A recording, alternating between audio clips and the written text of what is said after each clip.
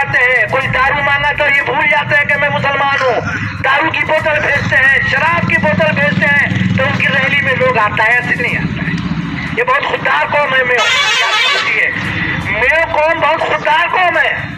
ये तो नेताओं की यहाँ भी एक बार से 2 बार जाए और अगर नेता ठीक से बात न करे तो उसको देखा कि सरकार नहीं बनती है केंद्र में, फिर से अगर मोदी जी प्रधानमंत्री बनते हैं तो हरियाणा में भी कांग्रेस की सरकार नहीं बनने जा रही है। और अगर फिर हमने कोई विपक्ष का नेता चुन लिया तो फिर 5 साल नहीं 20 साल, 10 साल नजीर साहब के और 10 साल ये कांग्रेस के एमएलए का, 20 साल हम चुनते रहेंगे।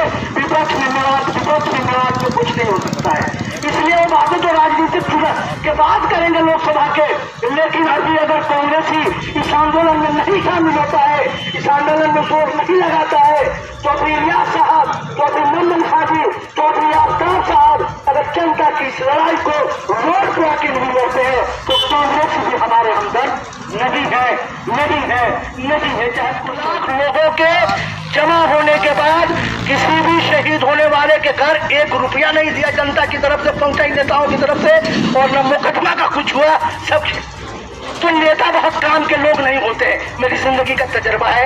इसलिए इन पर भरोसा मत करो, इस राजनीतिक पार्टी के लोगों पे भरोसा। सरपंच नहीं कभी शामिल होगा जनता की लड़ाई में, नहीं हो सकता। अल्लाह ताला जब जिम्मेदारियां देता है तो उसके कलेजे पर, सिरे पे मोहर लगा देता है। खत्म अल्लाह वाला क़ुलूबिहिम वाला समइहिम, न वो सुन सकता है, न वो देख सकता है, न वो महसूस कर सकता है। सरपंच बनते ही हलाल और हराम आप सब जानते हो। कोई मौजूदा सरपंच आपके धरने में नहीं आएगा, इस धरने में नहीं आएगा। इसलिए नहीं आएगा कि सरकार कहीं पैसा रोक न ले, देगी नहीं, हमको फंड आए कि ना आए, इसलिए नहीं आता मंशद भाई।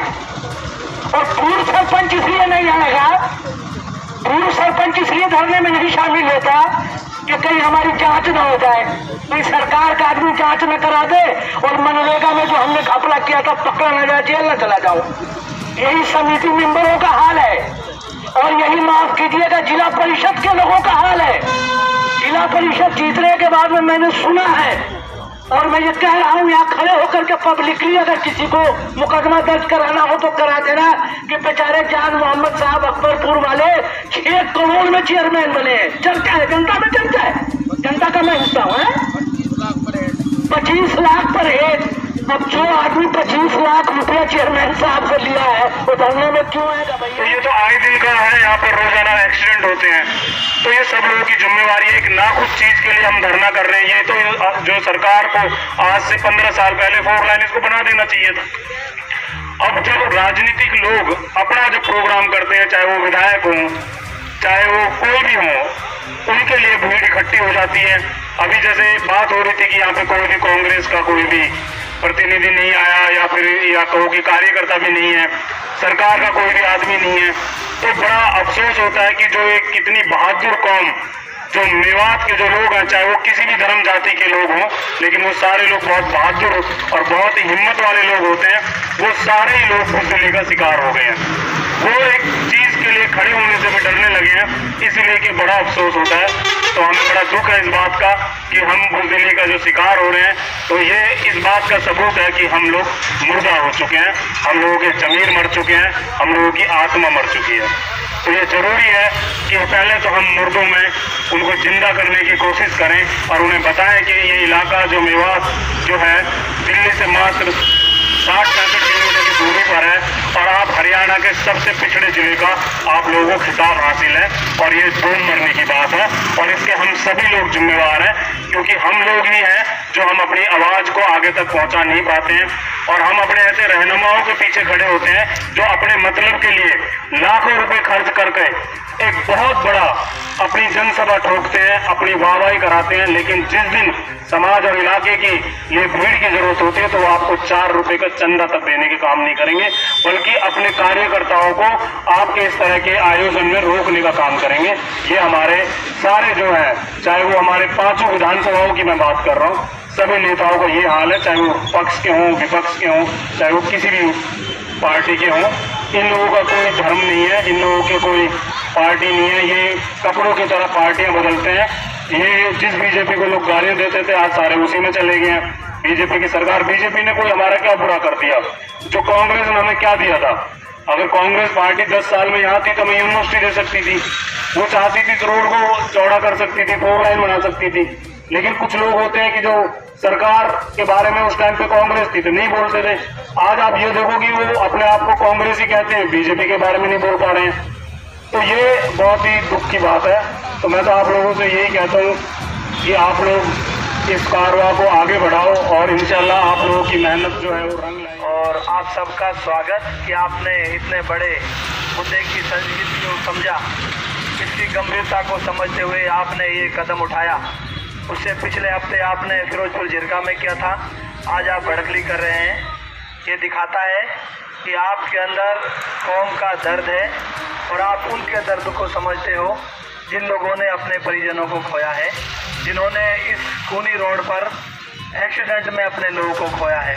किसी माँ ने अपने बेटे को खोया है, किसी बहन ने अपने भाई को खोया है, किसी बाप ने अपने बेटे को खोया है, किसी बेटे ने अपने बाप को खोया है। कुछ लोग ऐसे नौजवान लोग मरे जो छोटे छोटे बच्चों को छोड़कर दुनिया से चले गए। आपको याद होगा ग्वालदा गांव के पास, मेरे को गांव याद नहीं आ रहा है, वहाँ के गांव के एक साथ 6 लोग एक परिवार के मरे थे, आप सबको याद होगा, मालव गांव में। इस तरह हमने यहाँ पे हजारों लोगों को एक अनैच्छिक मौत के जरिए अपने लोगों को खोया है। और ये इसलिए आपने जो लिखा है सरकारी मौत, ये सरकारी हत्या, ये सरकारी हत्या बिल्कुल है, क्योंकि सरकारों को इसलिए चुना जाता है कि वो लोगों की आसानी के लिए, लोगों की भलाई के लिए कार्य करेंगी, लोगों को सुविधाएं देंगी, लोगों की जिंदगियों का मकसद समझेंगी, उसकी महत्वपूर्णता को, उसकी गंभीरता को समझेंगी, चाहे वो कोई भी सरकार रहे हो। मैं तो ये भी कहूँगा कि कांग्रेस की सरकार को भी, ये हुड्डा जी के नेतृत्व में जो सरकार चली उसको भी करना चाहिए था, उन्होंने भी इसको नहीं बढ़ाया। हाँ, इतना मैं कहूँगा कि सोना से नोट तक लाने का कार्य वो कांग्रेस की सरकार ने किया था, और भी काम किए थे, लेकिन अगर 9 से 9 गाँव तक कर देते तो इतने जो लोग मरे हैं शायद वो नहीं मरते। और अभी बीजेपी की सरकार पिछले 9 साल से है, बीजेपी तो बिल्कुल भी नहीं छुड़ती है। बीजेपी के तो लोगों को बिल्कुल भी मेवात के लोगों से, उनके दुख से, उनकी तकलीफ से कोई सरोकार नहीं है। वो लोग ऐसे दुर्लभ दर्जे का हम लोगों को समझते हैं जो बहुत ही दुर्भाग्यपूर्ण है। और ये लोकतांत्रिक प्रक्रिया में ये ठीक नहीं है कि आप प्रजा के बीच में भेदभाव करें, आप इलाके को लेकर भेदभाव करें, धर्म और संप्रदाय के आधार पर आप भेदभाव करें, जबकि यहाँ पे सभी धर्मों के लोग प्यार मोहब्बत से रहते हैं। हो सकता है मेजोरिटी मुस्लिम्स की हो, लेकिन और धर्मों के लोग भी प्यार से रहते हैं, और लोगों ने भी जाने गंवाई है। तो इस सब को देखते हुए सरकारों को इस और ध्यान देने की जरूरत थी।